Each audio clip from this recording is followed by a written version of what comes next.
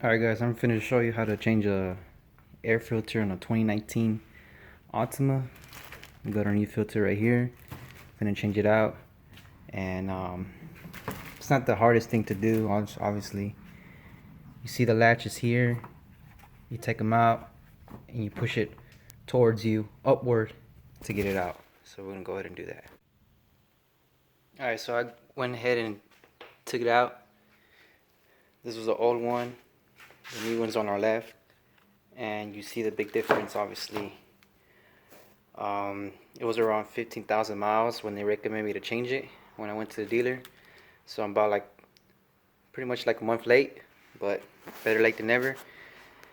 On the manual it said just to cleanse off with cloth here, with the damp cloth in there, and then just go ahead and put that right in.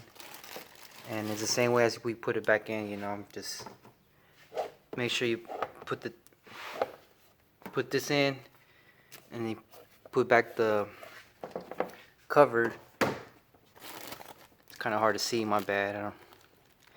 Just put these.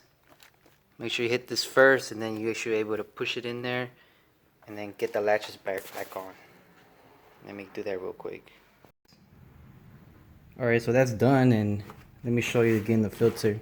It was around 15,000 miles. That was a month ago. Pretty dirty, as we saw earlier how clean it was. But yeah, that's pretty much how you do it. I'll be showing you how to change the cabin filter in a few months, maybe pretty soon, obviously pretty soon. So I'll definitely show that. Thank you guys for watching.